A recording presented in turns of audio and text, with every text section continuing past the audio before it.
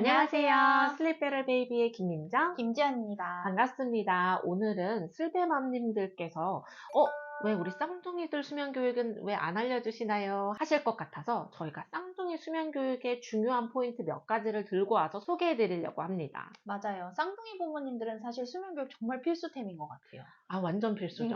단태아 아이들보다 키우는 게 정말 쌍둥이는 2배가 힘든 게 아니라 진짜 몇십 배 힘들다 이렇게 하기 때문에 사실 육아의 8알은 잠이잖아요.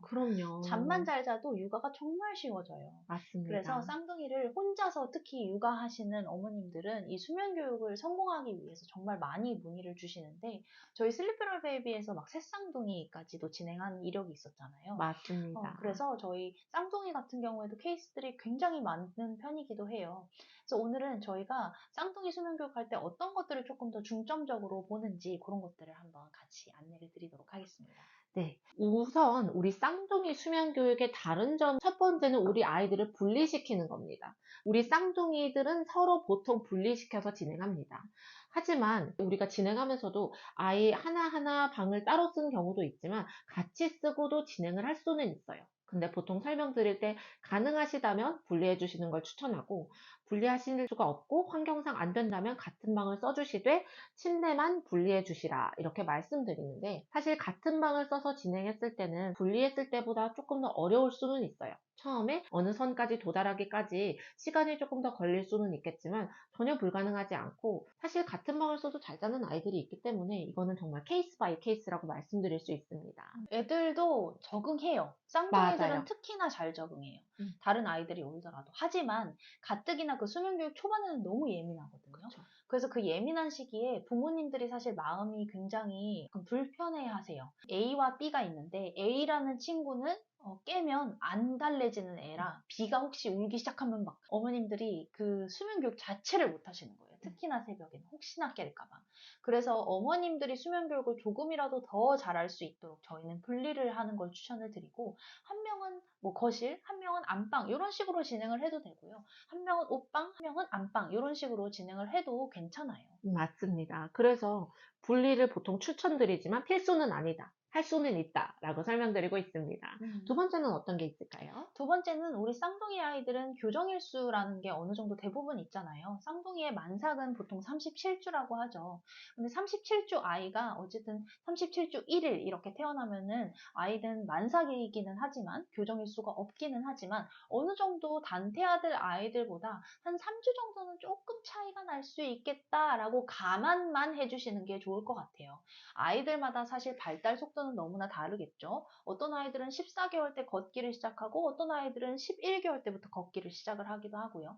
이런 것처럼 아이들도 발달 속도가 있으니까 우리 아이의 발달의 그 마일스톤은 어디까지 도달했는지, 그리고 우리 아이가 만약에 5개월인데 4개월 뭐 중반대라든지 초반대 정도겠구나 라는 것을 조금 인지를 하면 수면 교육할 때 기준점을 잡는 게 훨씬 쉬우실 것 같아요. 맞습니다. 아무래도 쌍둥이가 만삭으로 태어났더라도 단태아보다는 조금 깨시가 짧다거나 이런 모습도 우리 많이 볼 수가 있잖아요. 맞아요. 그렇죠? 그래서 그거에 맞춰서 하시면 훨씬 수월하게 잘 우리 아기한테 맞는 스케줄을 찾으시는데 도움이 될 수 있을 것 같습니다. 세 번째는요, 우리 둥이들이 있으면 어떤 아이가 조금 더 잠에 예민한지 덜 예민한지 파악이 중요합니다. 그래서 어떻게 더 대처를 해주시고 어떻게 교육을 진행하실지 방향성을 잡으실 수 있기 때문에 어떤 아이가 어떤지 우리 아이의 성향과 기질을 조금은 부모님께서 파악해 주시는 게 좋겠죠.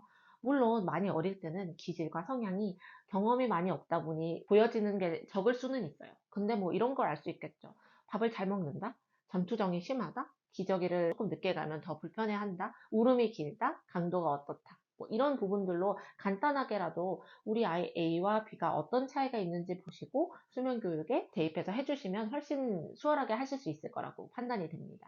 맞아요. 그래서 저는 제일 컨설팅 할 때 먼저 물어보는 게 누가 잠에 조금 더 예민한가요? 누가 더 잠을 짧게 자고 누가 더 잠을 못 자나요? 라고 하면 항상 누가 있어요. 맞아요. 왜냐면 부모님들은 사실 이게 비교를 안 하려고 하더라도 보여요. 똑같은 아이를 같이 키우다 보니까. 그러면 이제 예민한 아이가 있고 덜 예민한 아이가 있잖아요. 둘 다 예민한 경우도 있거든요. 근데 그 중에서도 조금이라도 그쵸. 더 예민한 아이를 찾아서 더 예민한 아이에게 맞춰서 생활해 주시는 것을 추천을 드려요.